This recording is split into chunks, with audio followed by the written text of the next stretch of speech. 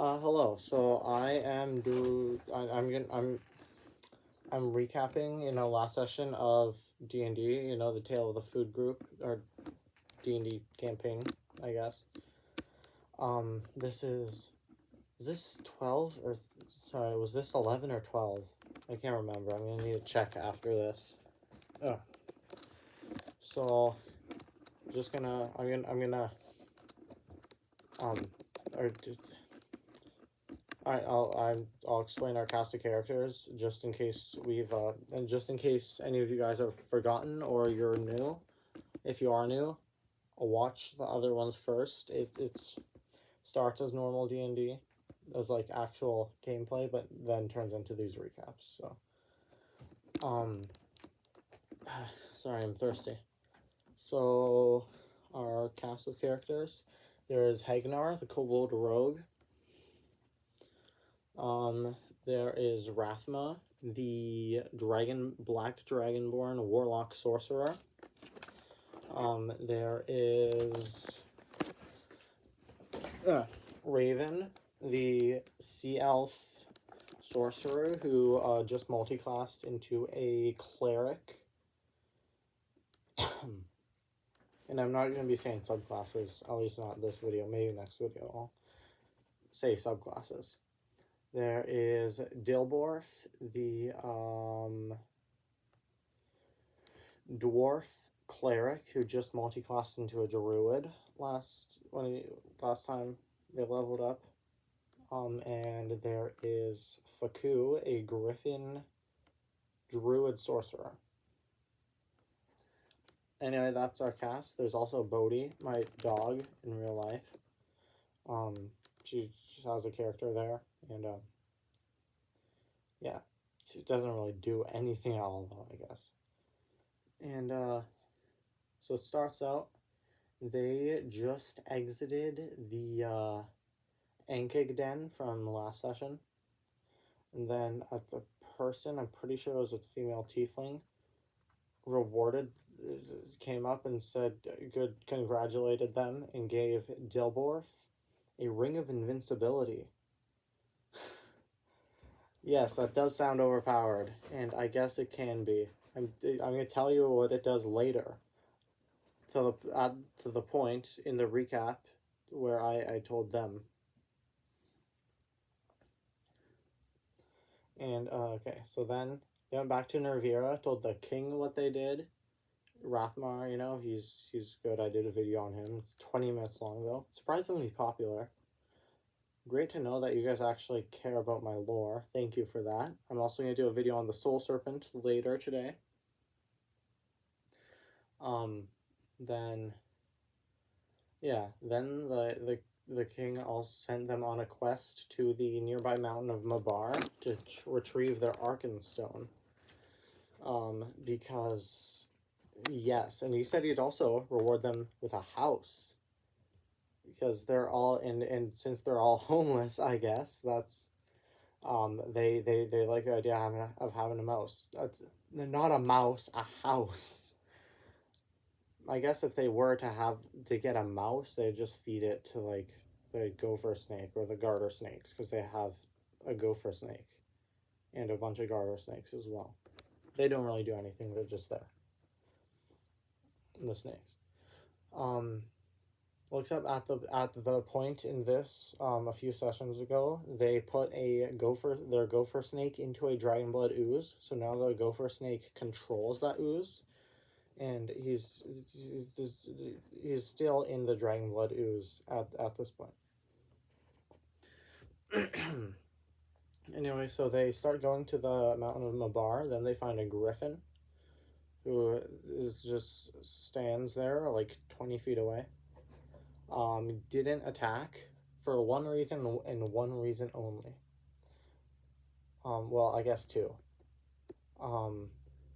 First, if you remember our cast, Faku is a griffin sorcerer druid. That's his species. So, yeah. And then two, that griffin supposedly wasn't hungry. It's like, why would a griffin attack you unprovoked if it weren't hungry? Like, there's no point, you know. So Faku talked to him because he can speak to animals as though, like, he can speak the animal language, I guess, or whatever they. I need to actually name the animal language. That's a good idea. Leave any suggestions in the comments, please. We don't really get many comments from people other than me. On my tablet, I comment on here often. And then, what was it? So then Dilworth, for whatever reason, wanted to have the griffin as a servant for eternity. So he asked Faku, the griffin in the party, if the other griffin, whose name was Marcello, by the way. Yes, this is a reference to something. And then, sorry, my back. And then, so, yeah, Faku did convince the griffin, who very willingly became Dilborth's servant. Remember, Dilborth is our dwarf cleric, just druid, yeah. So, then they continued on their journey to the mountain, and when they got there, they saw a manticore guarding the entrance. Yeah, I'm not gonna explain that. Yeah. So, and then all of a sudden, a purple worm came out of the ground and ate the griffin Marcello. Therefore, keeping the curse of Marcello alive, because the curse of Marcello, if your name is Marcello, you will die. That's the curse. You will die. So okay, so yeah, and they have had a few Marcellos so far. The Dragonblood Ooze's name is also Marcello. That'll keep that in mind for later. And so then, yeah, they came across a manticore who asked them blood or iron. They said iron. He asked if they had any, like, weapons to give him. So they discussed that for a bit. Oh yeah, right, before this, because but I forgot to mention before this, Raven, our sea elf sorcerer cleric, asked Dilborth, the dwarf, if for the Stone of Purpose, because Raven has his wisdom score is 11 or 10, I don't remember, it's one of those two, plus 0 modifier, and he just multiclassed into a cleric, which use wisdom as their spell thing. I'm not sure what it's called. So then, he touched the Stone of Purpose and stood there for like an hour.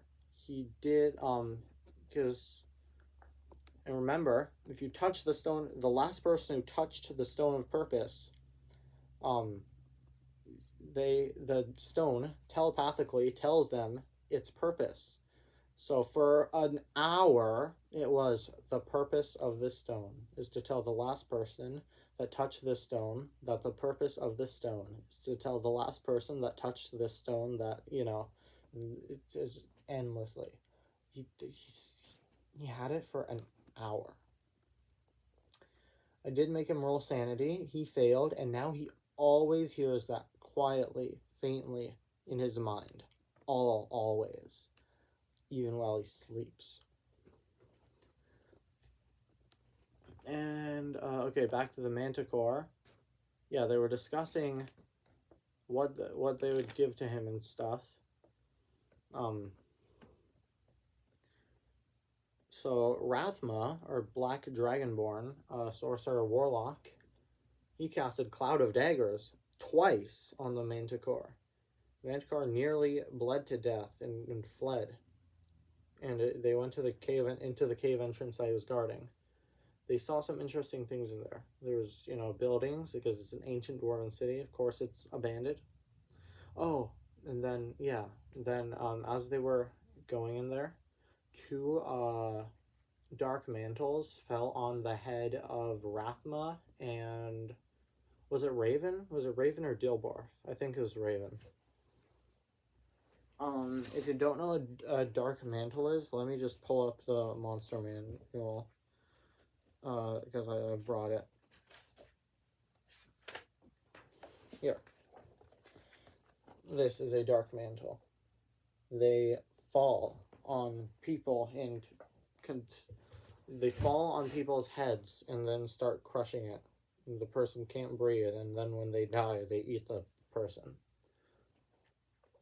So they quickly took out those dark mantles. It wasn't that difficult. And then they continued down they continued on. And, what was it? Sure. And they found some, like, test chambers. They found some strange places. Yeah.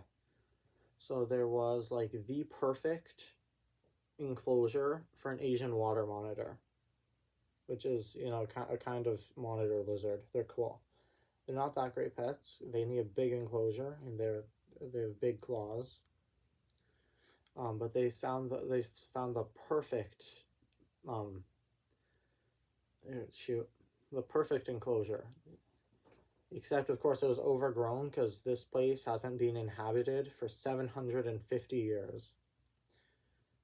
They also found the perfect enclosure for crocodile and frogs.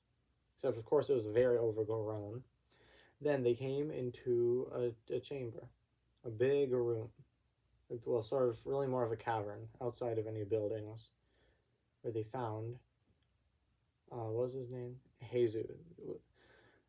When they found the Lich, a cloaked, yeah, with a staff, a golden staff with a trident on one end and holding a glowing red orb on the other. I'm pretty sure it also looked like an eye. I have the drawing here somewhere, but I don't feel like, I'm not gonna grab it right now. So he turned to them and said, I don't exactly remember what he said, but, oh wait, Hagenar asked him if he, the kobold rogue, Hagenar asked him if he had the Arkenstone that, the king sent him. He said, the Lich said yes, and by the way, the Lich's name is Jesus. Yeah. For whatever reason, the Griffin, Faku, he tried to like, befriend, sort of, Jesus. I don't know.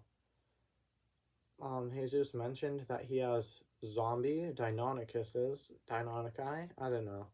Deinons, sure.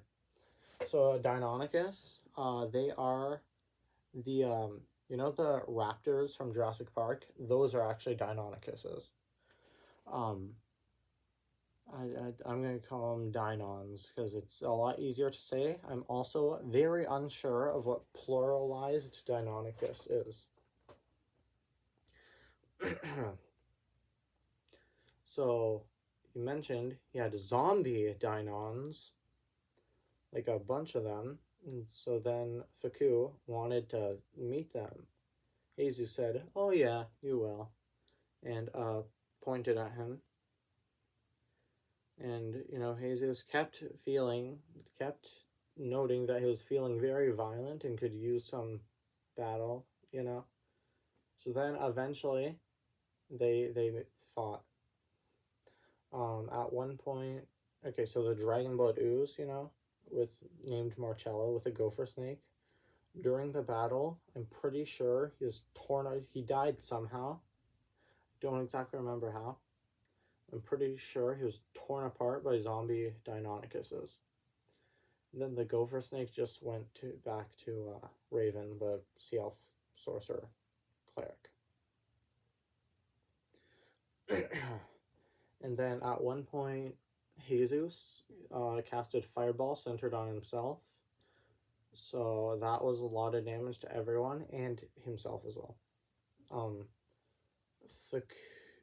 yeah, and before that, Faku summoned Kuko-Shan. We did a video about him a long time ago. He's in our playlist. Who is this guy? Kuko-Shan. Yeah, you should watch that. So he summoned Kuko-Shan before that. Then Jesus casted Fireball on him, centered on himself.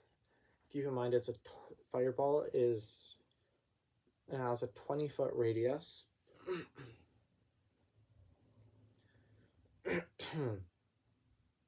Sorry. So yeah, so he did damage to himself, the entire party, and who was it? Hagnar, Dilborf, and Faku.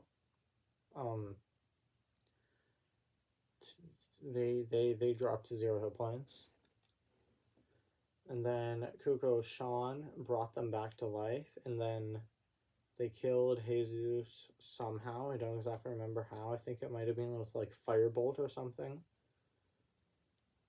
But his last words were something along the lines of, can't wait to see you again. Bye. And yeah, that's where the session ended. Wait, no, there's one thing. One final thing. If you guys saw last episode, you guys should remember that lizard folk that they fought. He appeared and said, hello, would you guys like to meet my boss? Or something like that. I don't exactly remember. They said yes. He said, yeah, well, first I am going to save that for next session. And that was the end of the session. Anyway, please like and subscribe. Yeah. Comment a name of what the animal language would be. Like that dogs and cats and snakes and crocodiles and birds, fish, like that language that they would speak.